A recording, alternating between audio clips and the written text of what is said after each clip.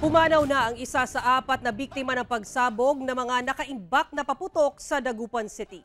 Samantala, pinakakasuhan ng Dagupan City LGU ang mga sangkot sa pagsabog na nagdulot ng pinsala sa ilang kabahayan at istruktura. Narito ang report ni Russell Simorio ng GMA Regional TV 1 North Central, Luzon.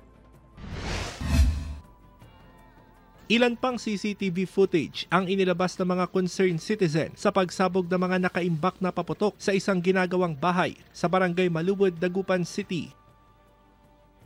Dinig sa CCTV footage na ito, nakuha sa kalapit bahay ang lakas ng pagsabog. Patay na ang isa sa 4 na biktima na si Raimundo Lazaro, 38 anyos, na inimbitahan lang umano para makipag-inuman. Kwento ng kanyang ama, matinding sugat sa mukha ang tinamo ng biktima. Nagiinuman sila, tapos malapit na sila matapos. Bigla sumabog daw yung malakas. Wasak talaga. Talagang hindi niya kakayanin. Wasak siyang napuruan.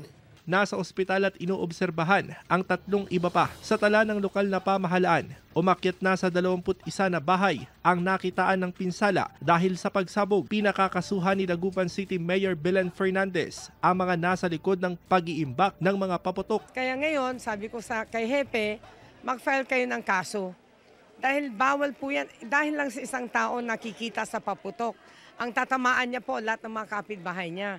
In fact, umabot pa sa Greenfields. Ayon sa pulisya, isasampa ngayong araw ang kaukulang kaso laban sa mga nasa likod ng pagsabog ng mga nakaimbak na paputok. Sa investigation natin, nag-violate sila sa batas na iyon. Hindi naman po aakma yung sinasabi nila na 40 pieces lang na mga paputok ang nakaimbak doon. Pagkaharapin nilang kaso ay yung sa violation ng RA 7183. Nauna nang itinanggi ng mga kaanak ng may-ari ng paputok ang aligasyong pagawaan ng paputok ang blast site. Wala rin umanong may kagustuhan sa nangyari. Mula sa GMA Regional TV 1 North Central Luzon, Russell Simorio nagbabalita para sa GMA Integrated News.